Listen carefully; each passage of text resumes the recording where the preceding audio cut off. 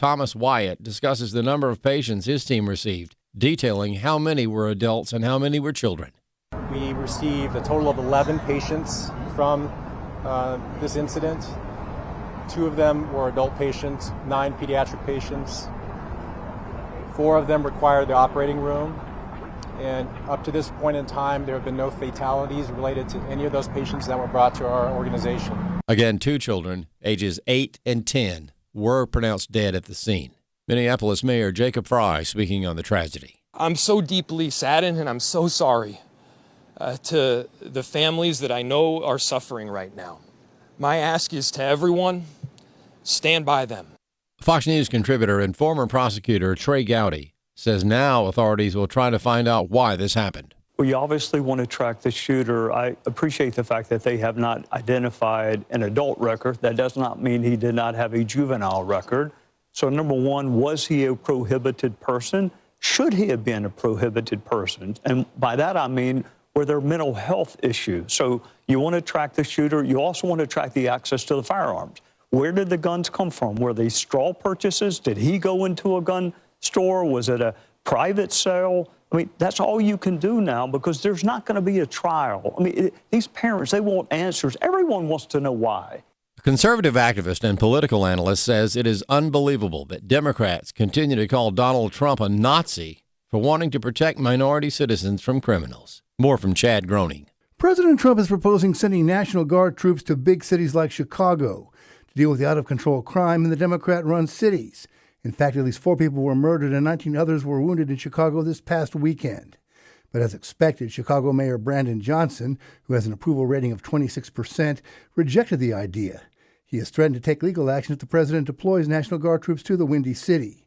Gary Bauer is chairman of the Campaign for Working Families. He says the socialists and neo-Marxists who control today's Democrat Party continue to fall on their swords for all the wrong people. The president has repeatedly said he wants to help. And instead of Democrat mayors and other elected officials saying, we understand there's a problem, they not only turn him down, they won't even acknowledge they have a problem, and then they call him a Nazi for wanting to protect the minority citizens of their cities from criminals. I'm beginning to wonder if there was something in the COVID vaccine that sent all these Democrats into massive losses of IQ points. Bauer suggests that maybe it's time for Chicago residents to, quote, rise up against Mayor Johnson's incompetence. I'm Chad Groening. President Trump says he wants the federal government to take at least $500 million from Harvard University. Ashley Webster explains. The president told Secretary of Education Linda McMahon that that's the amount of money he wants her to extract from Harvard University as a condition of restoring $2.4 billion in federal grants. If you can find out the reason that that's happening, and I know we're going to do some things. I think we maybe know the reason. Trump stripped the school of its billions of dollars in federal funding because he said the school promoted DEI. Also, he says it discriminated against Jewish faculty and students for not providing enough protection, he said, from hate. More news online at afn.net and the AFN mobile app. I'm Rusty Pugh. Every day, AFA offers biblical insight on issues that others aren't willing to touch in the hopes that you'll become a world changer. That's why we're offering an in-depth worldview training course called Activate. 13 different professors teaching 18 sessions, all available online, including a printed workbook to help you apply what you've learned and 1-year access to AFA streaming content to give you even more resources. Find out more about Activate and sign up today at activate.afa.net.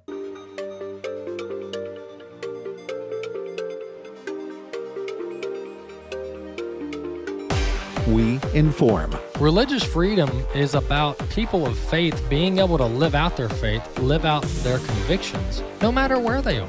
We equip. Sacred honor is the courage to speak truth, to live out your free speech. We also rejoice in our sufferings because we know that suffering produces perseverance, perseverance, character, and character, hope. This is At the Core on American Family Radio. Welcome to The Core here on American Family Radio. I'm Walker Wildmon. Glad to be with you on this brand new edition of the program. The show's hosted each week by myself and Rick Green, and we appreciate and value you tuning in to AFR. As always, we do want to remind you to subscribe to the podcast wherever you listen to podcasts. Just type in the name of the program at the core and click the subscribe button. The show will be queued up in your library each and every day. We are in Proverbs 23 this week, reading verse 4 and verse 5. Do not weary yourself to gain wealth. Cease from your consideration of it. When you set your eyes on it, it is gone. For wealth certainly makes itself wings like an eagle that flies toward the heaven. So don't weary yourself with gaining wealth, because just as quickly as you earn it or gain it, it will flee from you. And you notice here it doesn't say the Scripture. We don't need to misunderstand the Scripture or misinterpret the Scripture.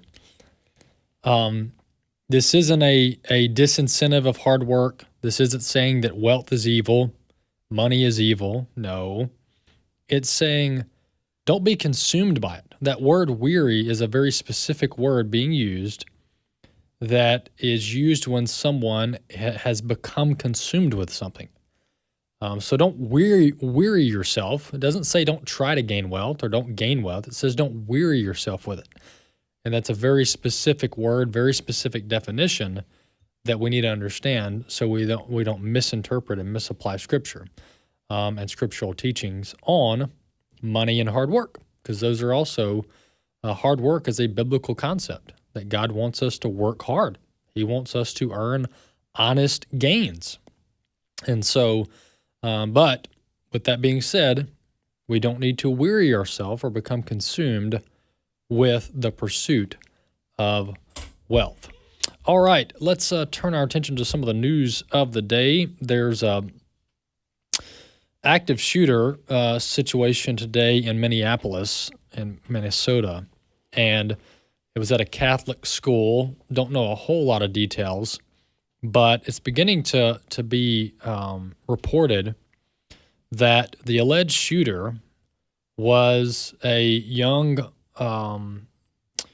male who identified as female, identified as transgender. There's reports of manifesto type of rhetoric against Christianity, against President Trump, against Catholics. All of that's still beginning to come out, but there's some early enough reports that we can see what this is looking like it's going to be after the investigation is concluded. And Bobby, these young people being radicalized, these young, disturbed people, very sad, very tragic from an eternal and human perspective. Even the shooters, the fact that young people are being introduced to such chaos and such carnage in their lives that they feel like they need to resort to violence and death. It's just very sad. But Bobby, these numbers of young people, mostly minors, that are also transgender, they're dealing with gender dysphoria, coming from broken households, probably been abused in the past. These numbers of active shooters fitting that profile are just beginning to be like an every month occurrence. Yeah, it's been the vast majority of those numbers have been exactly that. The Nashville shooter. Yes, that's the first one that came to my mind as well. Same thing with the manifesto. Again, mass media. Oh, we need to hide the manifesto. FBI, we need to hide the manifesto. To what end? To what end? Right. So all you're doing is protecting these people who definitely have issues and need to be treated accordingly.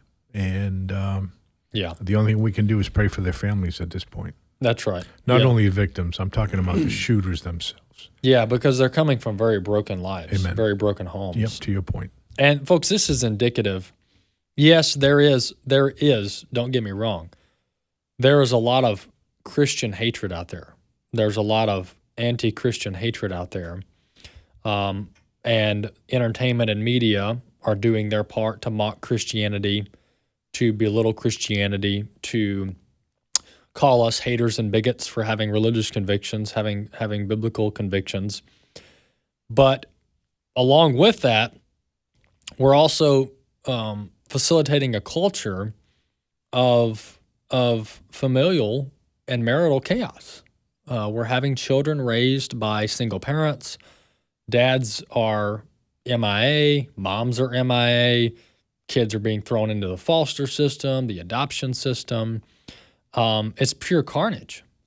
And then our society and our government says, yeah, we don't really know what marriage is, and it's not really a male and a female. Maybe it can be something else. Who knows? And so then we're throwing kids into situations with two dudes, two women and one dude. You've got divorce where we're passing kids off every other weekend, no consistency in their life.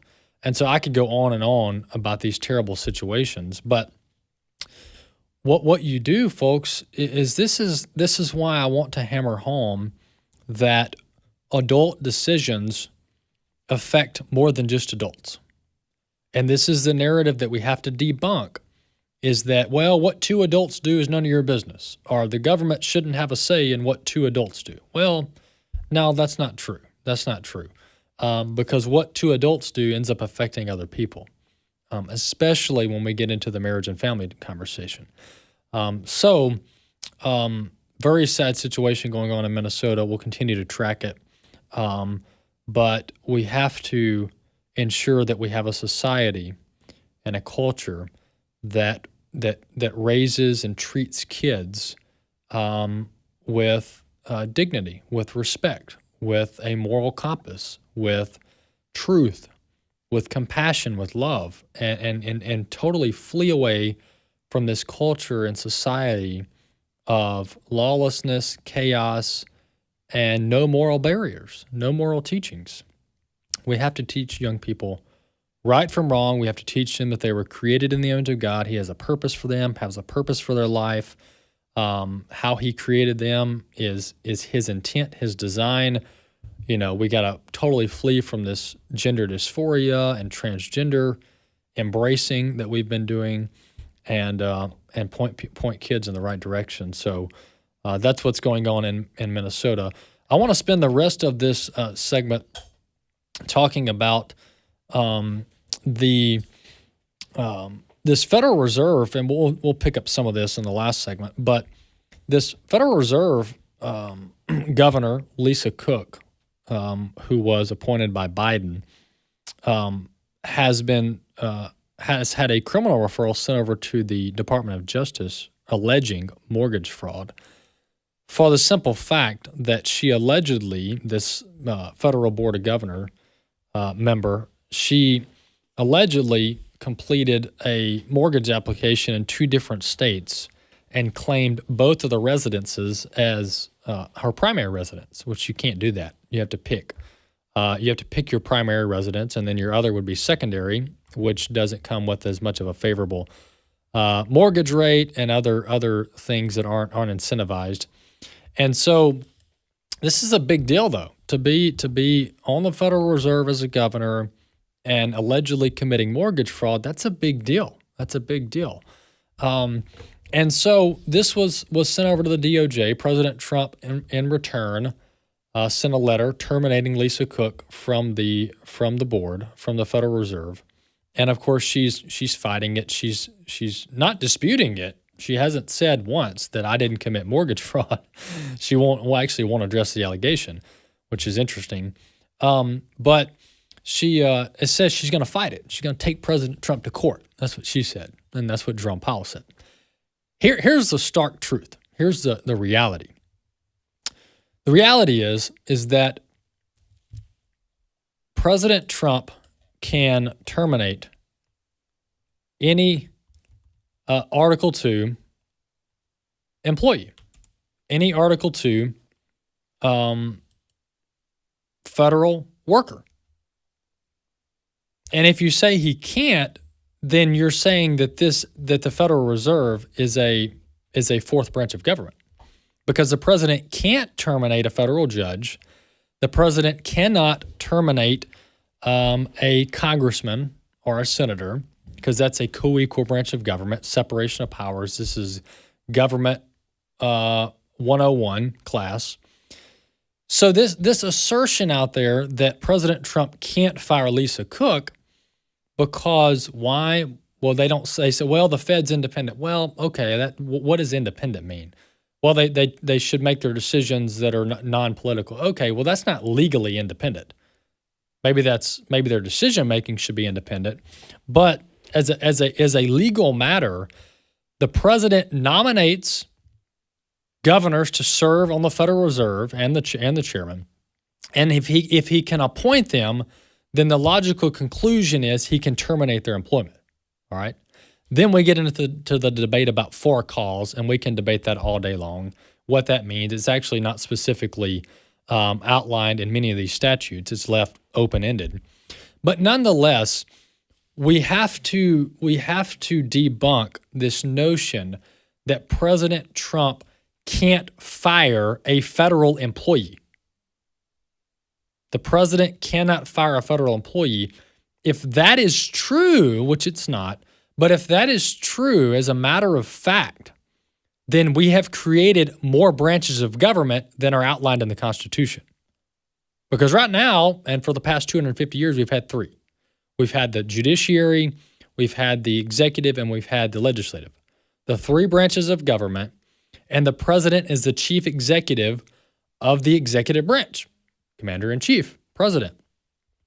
And so anybody who suggests that the president can't fire Lisa Cook is suggesting this is a different branch of government, a co-equal, separate branch of government that we haven't had in 250 years, but now we do. We've got a fourth branch of government. And then this notion that he can't fire people at the DOJ, or he can't fire a special counsel, or you just go down all the laundry list of all the positions that people have claimed the president can't fire that are not within the three branches, or they're within the executive branch. They're suggesting we've got another branch of government that is made up of government employees under Article 2 that are unfireable. They're unfireable. They can be hired, but they can't be fired. Make that make sense. You're not going to have it make sense. Let's play real quick. Bobby, how much time we got left? About a minute and a half? Well, you got plenty of time. Okay, let's play 4. Let's play clip 4. From the Fed, and there are people like President Trump and myself who think that if a Fed official committed mortgage fraud, that this should be examined, and that they shouldn't be serving as one of the nation's leading financial regulators. And what we haven't heard from Ms. Cook is we haven't heard her say, "I didn't do it." We haven't heard her say, "I didn't do it." She just keeps saying the president can't remove her. The other thing, too, that I have called in the recent past for an internal review of all the Fed's operations, and I've encouraged Chair Powell to do this on an internal basis before there is an external review. And this is the kind of thing that needs to be addressed, because the Fed is an unaccountable institution, and its relationship with the American people depends on a high level of trust. And incidents like this puncture that trust. So President Trump is trying to make sure. There you have it. We'll be back in a few.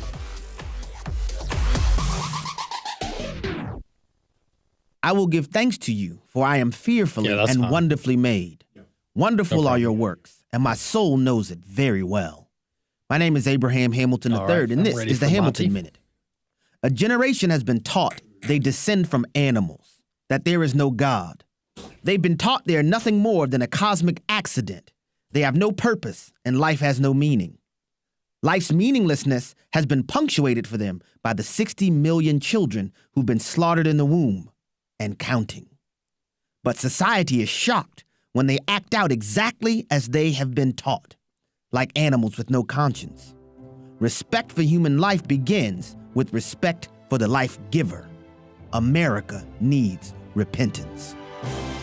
Listen each weekday from 5 to 6 p.m. Central for the Hamilton Corner with Abraham Hamilton III, Public Policy Analyst for the American Family Association.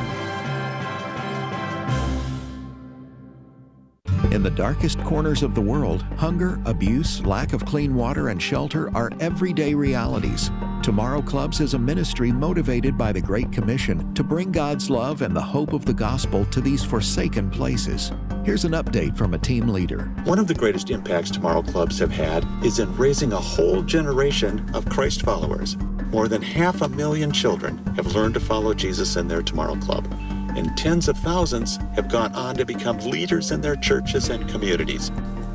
A great many of the leaders serving at Tomorrow Clubs today came to faith in a Tomorrow Club, and this new generation of Christ followers has brought revival to dying churches and transformation to communities. Tomorrow Clubs provide Christ-centered discipleship for children and teens in underserved countries. To learn more about how you can partner with Tomorrow Clubs to reach the world for Christ, visit tomorrowclubs.org. That's tomorrowclubs.org. All gifts are tax deductible.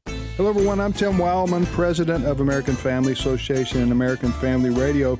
Hey, we're going to the Holy Land on a tour in March of 2026. We can't wait to go back. My wife Allison and I have been leading these tours for over 2 decades, nearly 3 decades. And we're going in March of 2026 to Israel. See all the places that you've read about since you were a child in the Bible. Bethlehem, Jerusalem, the Sea of Galilee, the Jordan River, all of it. We'll be going there. And also my sons Walker and Wesley Wildmon will be going to Greece on a Footsteps of Paul tour. You can do either the Holy Land trip or the Footsteps of Paul Greece tour, or both. For all the information on these tours, go to wildmongroup.com, WILDMON group.com, to get all the information on the 2026 March Israel and Greece tours. At the Core podcasts are available at afr.net. Now, back to At the Core on American Family Radio. Welcome back to the program.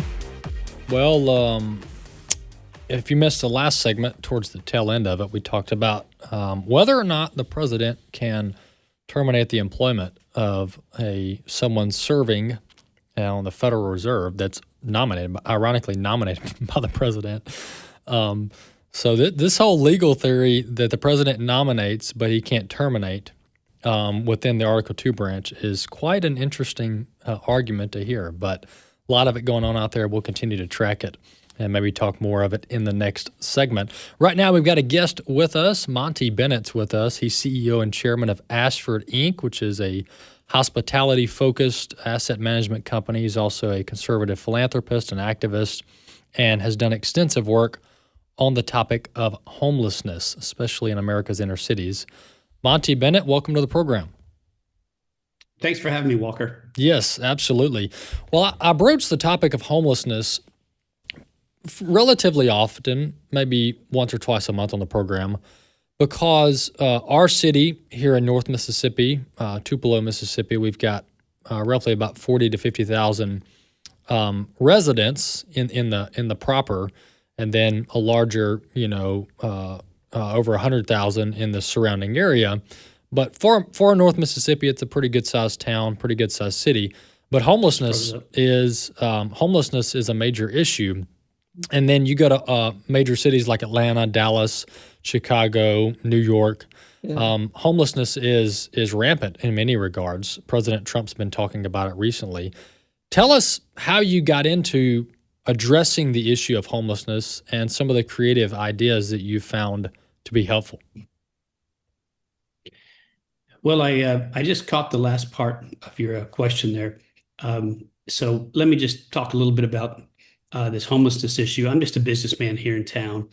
And after January 6th, I was up there on that day when it was clear it was just a big government operation to try to put patriotic Americans in jail. And I avoided jail only because I didn't happen to go into the building. I came back and I thought that was a lot for me. And I still wanted to do my part and help, but I should turn my attention to do something local. And so I've gotten involved with some initiatives here in town for some charter amendments, for some education initiatives, and on and on and on. And one of them is homelessness. And we have a homelessness problem here in Dallas.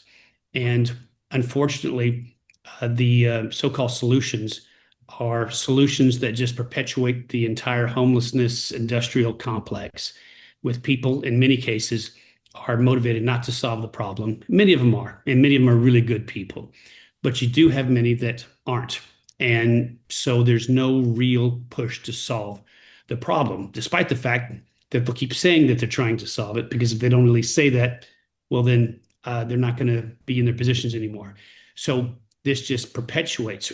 And what I'm doing is I'm working with some local folks, some other businessmen, trying to do some things down at our state capital, Austin, for some legislation there, also with the county, and just trying to get involved with players that want to actually solve the problem. And this whole idea about homelessness, as you know very well, Walker, is that those on the far left think that the way you help homelessness is that if someone is homeless, you give them whatever they want, whenever they want, as often as they want, and let them go and do anything they want, wherever they want. And that's a recipe for disaster. And that's what we're seeing everywhere. And it's not compassionate. It's not compassionate at all. And as followers of Jesus Christ, we are called to be passionate. These people need our care and our love. And many times that love is not doing what they want. It's doing what's best for them. These poor people have drug problems. They have mental problems. Some are just scammers. There are a few that are just down on their luck and they just need a little help to get back on their feet. In my experience, that's maybe 5 or 10%. The vast majority are people that are either have mental difficulties or they're drug addicts. And they're going to keep taking advantage of the system if you keep letting them. So we're spreading the word and we're pushing the right narrative, which is, look, you can be homeless. That's your choice. But that doesn't mean you can be homeless wherever you want, whenever you want. And there are consequences to decisions that you make. And starting to change the mindset of people of this is not compassion. This is not compassion at all.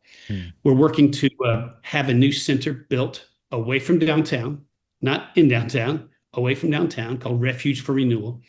And it's modeled after something that they've been doing in San Antonio for 10 years, which is called Haven for Hope.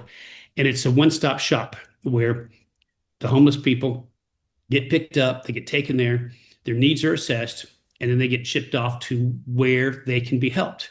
And it's not an option for them to loiter in the streets, to sleep in the streets, to use the restroom in the streets. We're also encouraging a number of nonprofits, ministries even, not to feed them downtown, because that just encourages behavior that's not helpful to a city. We want to provide food down at the center. So if they need food, and some of them really do, fine. You can have food, but down at the center, that's a few miles downtown. And it's just logic. And I think it's important that we need to, as Christians, look at ourselves as what have we maybe not done as well as we could have. And I think that we've let a lot of these issues be taken over by the far left and have not led in this area. And there are some great, very good Christian-focused homelessness centers in this town, but there's not enough. And unfortunately, they do a few things that's not quite right, in my opinion. One of them is having the facility downtown. So we're out in the marketplace. We're raising money. We've got some land identified. We're working with people in the this whole homelessness part of our economy and trying to make a difference. And we're making some great progress. You know, yeah, you make a lot of valid points. And one of our problems locally, to your point, is we've got the Salvation Army, which is, I mean, I'm not dogging them, but they're downtown. And then you've got multiple churches feeding the homeless downtown. And so you've got foot traffic, drugs, needles, feces, etc. And it's completely unnecessary. I mean, I don't know why they set up downtown other than the fact that we're trying to make it convenient to be homeless, which is literally one of the talking points as well. They've got all their services downtown. So it's easier for them to be homeless. Well, it's like, why are we making it easy to be homeless? That sounds counterproductive. But yeah, moving some of these operations out of the city will restore the city and the safety and well-being of the city to where families can go downtown without having to be concerned about stepping over needles and feces. Let me ask you one more thing before we talk more about this Refuge for Renewal idea, because it's a very fascinating idea and I want to know more about it. But what do you recommend is done for these perpetual law violators, these people that are perpetually trespassing on private property? They don't care what the police say. They never get written up. They never get taken in. They're never booked because, quote, our facilities are too full or our police are too busy, whatever the excuse is. What do you do with those people? Because I think at some point they have to face jail time, some semblance of jail time, to help them understand that you can't loiter on people's private property. But what do you guys recommend on that front? You cut out for a little bit. All right, we just lost him. I think he's having some Zoom issues. Nonetheless, we've been talking to Monty Bennett. Monty, do you have me now? I'm back. Okay, sorry about that. I saw you drop, and then now you're back. What I was asking is, what do you do with the repeat law violators? These homeless people that repeatedly trespass, repeatedly disregard law enforcement, and private property owners. What do you do with them? Do you lock them up, face jail time? What do you do with them?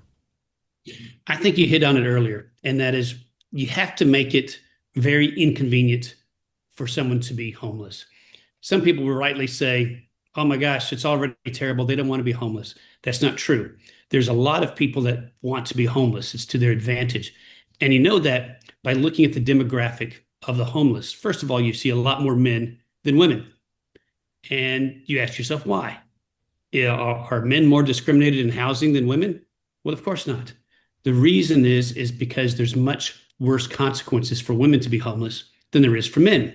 It's a danger for them, and it can be harmful to them, or if they have children. And so they work very hard not to be homeless. Men just don't work as hard to be homeless. You look at the races involved. You find white people, white men, and black men are homeless. You don't see very many Hispanics. You don't see very many Asians. You don't see other types of racial groups. And the reason is cultural, is that those cultures are more family oriented than the white culture and the black culture. And it's an embarrassment for them to have a relative out on the street. And they will go in and they will take their relative and bring them in house and help them. And we need to, those of us in this other category, whites and blacks, we need to reach out and take care of our family members more. So there's this cultural issue, but you do have to create an environment so it's not helpful for them. Don't feed them in places that are convenient. If they need to eat, great. Let's put them in a place where they can eat, but they're not a distraction and don't cause problems for other people trying to live their lives. And so you do have to arrest them sometimes, and you might have to arrest them repeatedly, some people. But just the fact of not feeding them in a spot, not letting them sleep in certain spots, not letting them lay on the sidewalk in certain spots. Look, these people are homeless, many of them by choice.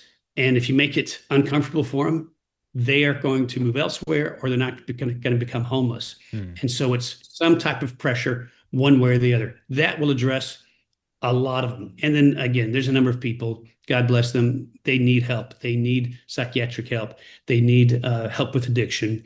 And we need to help those people. However, if they won't get help, I'm talking specifically about addicts, well, they have to have the consequences. We've all heard about the interventions, right? And there are consequences if someone won't let themselves get help. And so there has to be consequences. Some of those consequences are, you can't be here, you can't lay down here, you can't be in this park, you can't do all these kinds of things. That makes life very difficult for them. I'm thankful for what President Trump is doing with the border and fentanyl, for example. Fentanyl is so cheap and it's so powerful that it makes a lot of people addicts that otherwise might not be. And if we could really stop the flow of that fentanyl, make it a lot more expensive, I think that would help with a lot of the addiction problems as well. But it's really just common sense. You can't make it easy for people to engage in behavior that you don't want them to engage in, whether they want to engage them or not. And just because they want to doesn't make it okay. Absolutely. Yeah, absolutely. Hey, Monty Bennett, we've got about a minute left. Tell our folks your website where they can check out more about yourself and some of the work that you're doing. Sure. Well, something I started up 5 years ago as well is a newspaper here called Dallas Express. And you can go to it at dallasexpress.com. And we cover Dallas news, Texas news, and national news. And it was the problem that we all have. The legacy media is so bad and so far left. We wanted a news organization that just prints the news, and we can find out local, national, state news without all this bias. We have something like 500,000 people that receive our newsletter, over 250,000 people a day. Meanwhile, the local paper sends out about 67,000 newsletters, and then the one over Fort Worth about 30,000. So we're very popular. We've met a huge need in the marketplace. We'd love for your listeners to subscribe at dallasexpress.com//subscribe. Any type of, it's a 501c3, so any type of patronage there you want to provide would be greatly appreciated. Excellent. That's dallasexpress.com, the conservative alternative and the common sense alternative to the legacy media in the Dallas area. We've got a huge listening audience. We've got a station in Greenville that reaches most of Dallas proper. Hey, Monty Bennett, thanks so much for coming on. Appreciate your insights into the homelessness issue. Thank you, Walker. Blessings on you. All right. Appreciate that. That's Monty Bennett, CEO and chairman of Ashford Inc. That's a hospitality-focused management company. And he's got, obviously, his hands in a lot of other projects as well, and businesses and nonprofit ventures, including the one aimed at addressing the homelessness issue in Dallas, in the inner city of Dallas there, trying to create what's known as a refuge for renewal operation outside of the city that is mirrored off of what's going on in San Antonio. And America's inner cities are going to have to figure this out. There's no choice. They're going to have to figure this out, or the inner city is going to go to the wayside. The inner city is going to die, because, this is big town and small town. But wherever there is a homeless problem, families do not want to be there. People do not want to be there.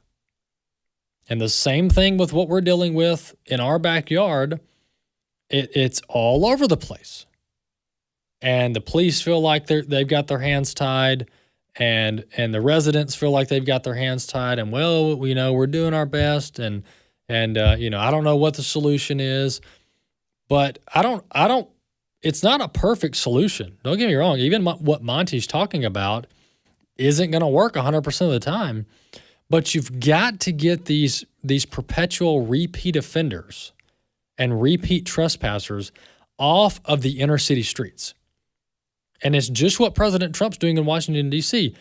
You've got to get them off the streets so that residents who want to enjoy their city can enjoy their city without looking over their shoulder, are being concerned about being assaulted, are stepping on a needle, or stepping on feces, are being badgered for money that's going to be used on drugs and cigarettes and beer. This is just ridiculous. It's unacceptable, and it shouldn't be this way. To quote Vice President J.D. Vance, it doesn't have to be this way. All right, there you have it, folks. We got a segment left coming up here in a few minutes. We'll continue more of our news coverage here on At the Core. Stay around.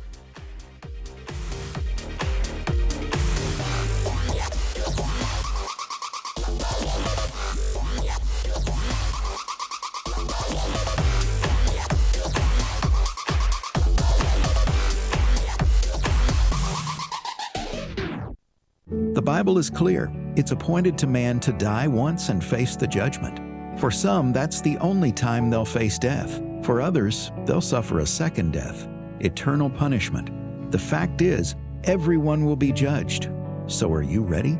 Dr. Ray Rooney has written an article in The Stand called, "Are You Prepared for the Judgment Seat of Christ?" to help you make sure. Read it today. at afa.net/thestand. afa.net/thestand. AFA Action takes attacks on the family seriously. The enemies of the family constantly employ new tactics to try to sneak past our radar. They know if we stand together, their evil plans will fail. Your gift to AFA Action allows us to stay vigilant against their onslaught. And if you give this month, you'll receive access to the Cultural Institute video When Your Faith is Illegal by Frank Harbor on AFA Stream as our thanks. You can make your gift today at afaaction.net. Culture really doesn't like to line up with God's Word. In our age of instant information and misinformation, where do you find the truth about the gender confusion being spread by the world? The truth is ours to discover if we'll just open the Word of God and seek Him. You can go from Ephesians 5 to Ephesians 6 in the instruction for fathers to instruct their children. There it's noteworthy that explicitly the fathers are given a role in instructing the children. I think modern day women are taught, when we think of submission in terms of quiet, never saying anything and being an obedient robot, that's not what Scripture teaches. It doesn't mean a blind acquiescence. In His Image is a life-changing documentary that answers those controversial questions from the only source for real truth, the Bible. See In His Image for the first time or watch it again, and invite your family and friends to watch as well. Visit resources.afa.net. resources.afa.net. I'm Rick Scarborough, and this is my take.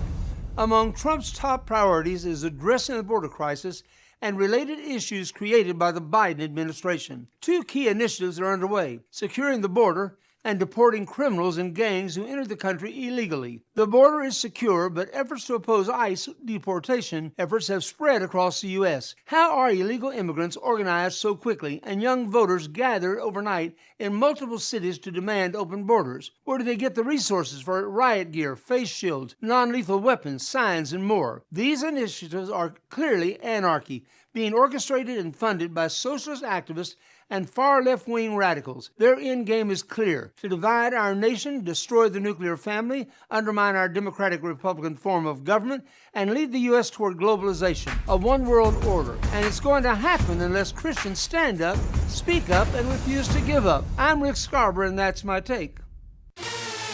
This is At the Core on American Family Radio with your host, Walker Wildmon. Welcome back to The Core here on American Family Radio. Well, I've got to go back to this because it's just bugging me today.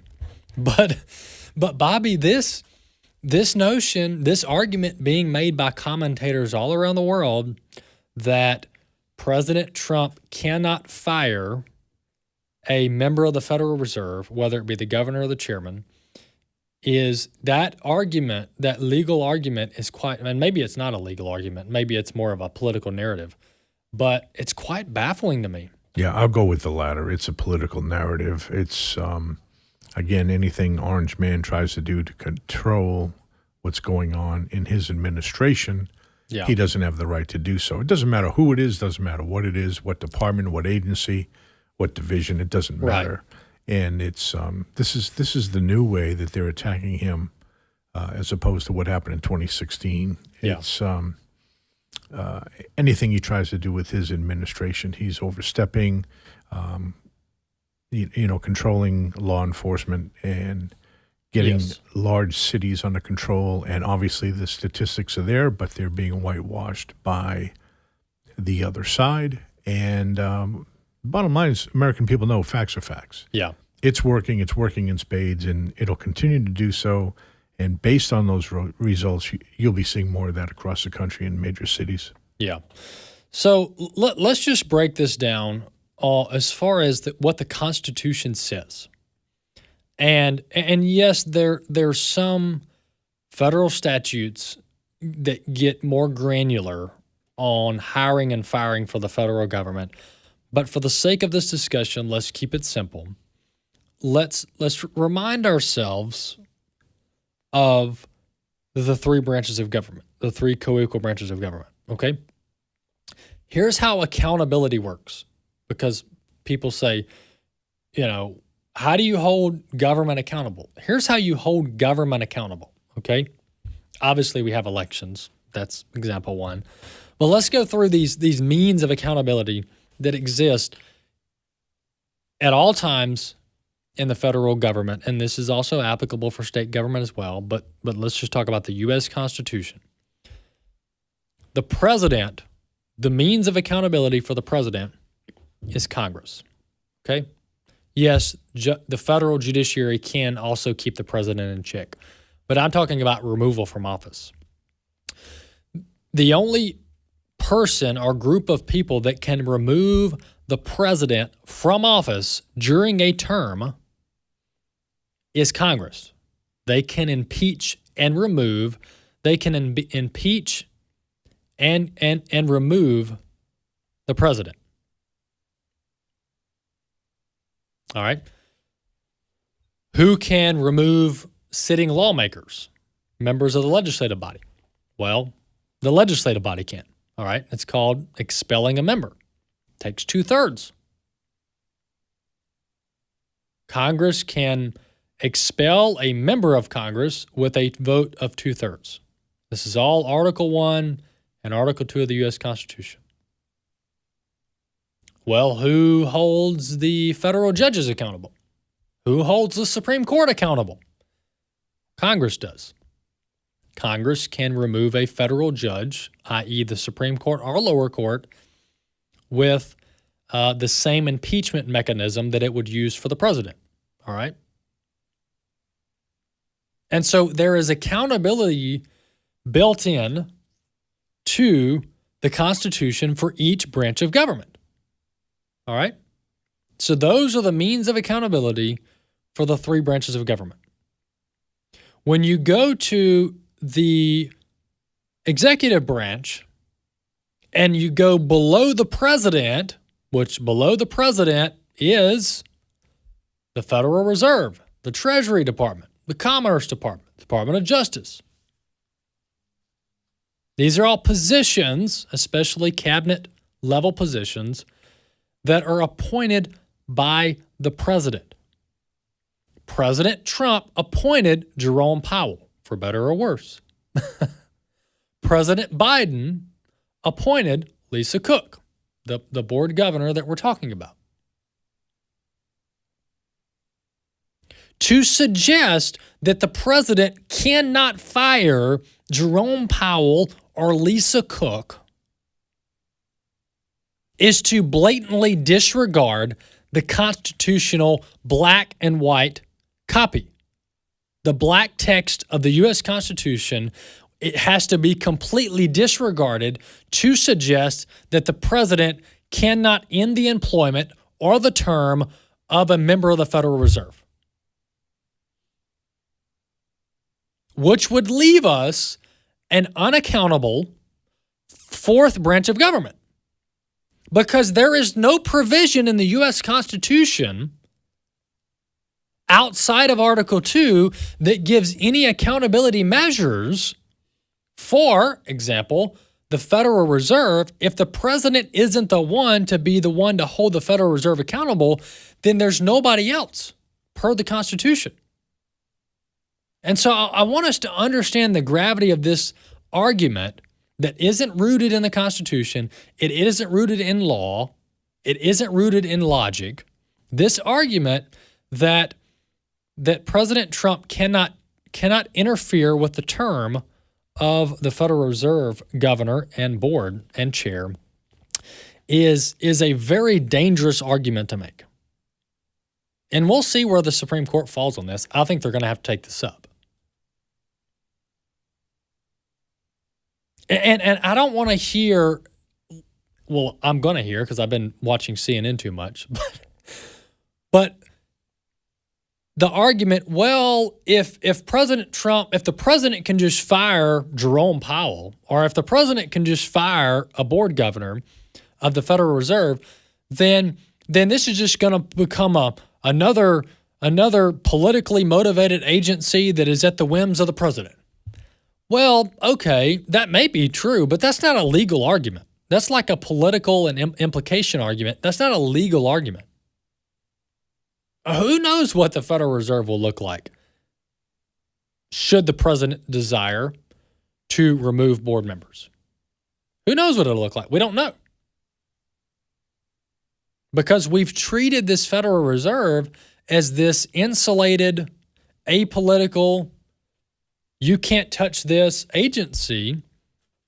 And that's a very dangerous thing to have. I don't want that. Our founding fathers did not intend, which is why this whole notion of the Federal Reserve didn't come around to the early 1900s. Our founding fathers would be appalled if they found out that there was a agency that was immune from termination within the federal government with no explicit U.S. constitutional accountability procedures in place. What our founding fathers would say is, okay, we've got a fourth branch of government you guys are wanting to create. And if we're going to create a fourth branch of government, there has to be a process for how these people are elected, what are their terms, and who can fire them. Somebody has to be able to. And so I'm glad that President Trump is going down this path. This is beautiful. It's honestly a beautiful thing because no other president has had the backbone to try some of these unconventional maneuvers that everybody else has said, oh no, you can't do that. You can't do that. You can't do that. They kept telling President Trump in his first time, oh no, you can't do that, sir. You can't do that. Everything you wanted to do. Everything legal he wanted to do. No, sir, you can't do that. No president has ever done that. And so we'll see where this goes. I think Trump's going to win. I think he's going to win at the Supreme Court. It may be 5-4, it may be 6-3, who knows? But the ramifications for a loss here on the president's side is massive. If the president is told, no, you can't fire somebody you nominate within the executive branch, mind you. I'm not talking about the judiciary, which are also nominated by the president. I'm talking about within the executive branch.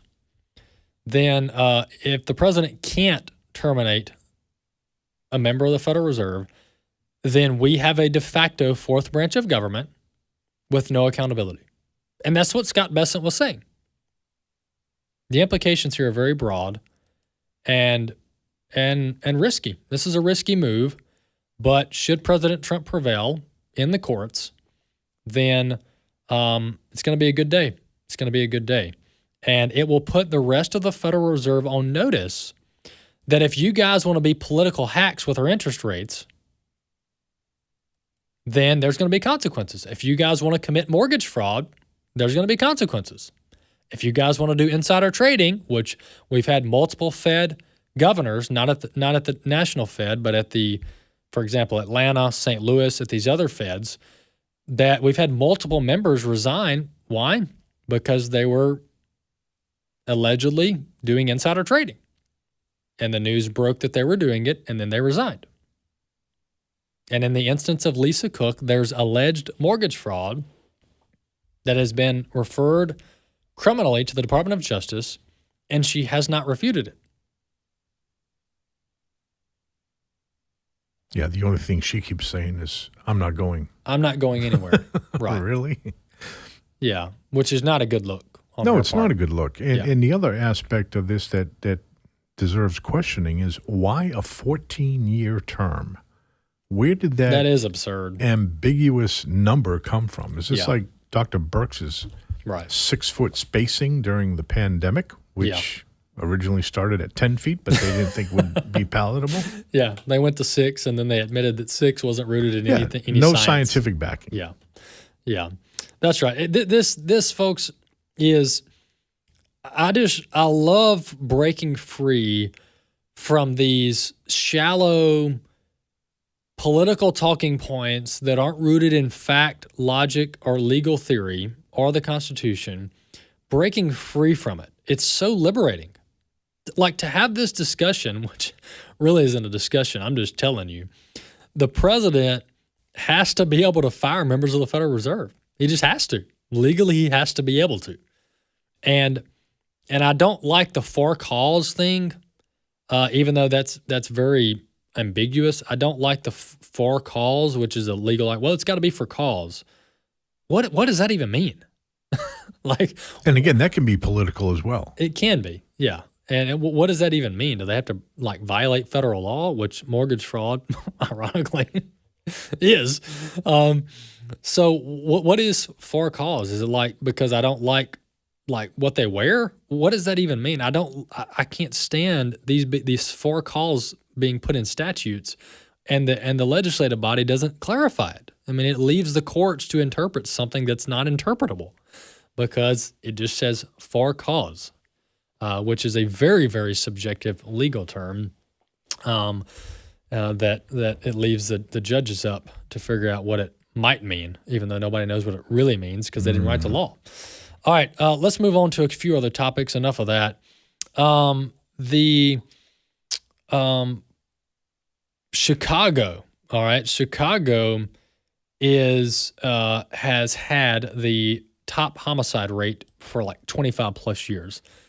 For America, compared when you look at all of America's inner cities, Chicago's been at the top. It's a literal war zone. When you look at the definition of war zone, you look at the military statistics on fatalities, on casualties rather, within a war zone like Afghanistan in the past. Chicago's been up there with the war zones as far as the number of casualties. So let's listen to the need for Chicago to have federal resources surged in. This is President Trump. Let's listen. He should be requesting us to be there, and the governor of Illinois should be. Chicago's a disaster, and the governor of Illinois should say, President, would you do us the honor of cleaning up our city? We need help. They need help. They need help. So we may wait. We may or may not. We may just go in and do it, which is probably what we should do.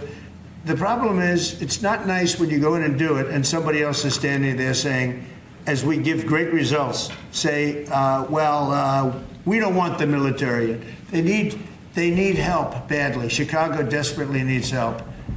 Just look at the crime statistics. Look at the statistics that JD said about, even I didn't know it was that bad. That's terrible.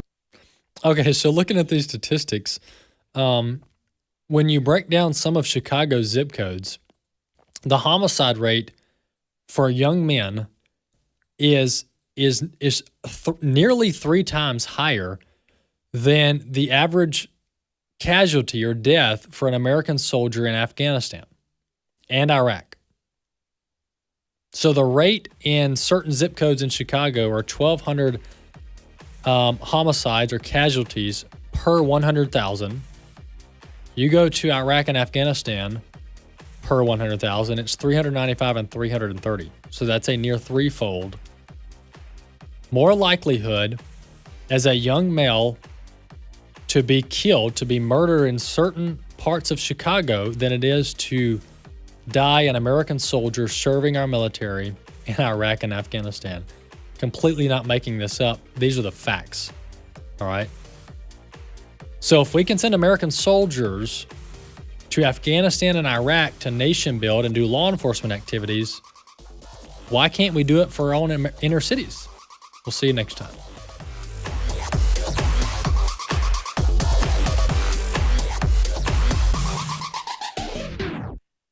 The views and opinions expressed in this broadcast may not necessarily reflect those of the American Family Association or American Family Radio. Faith, family, freedom. American Family Radio.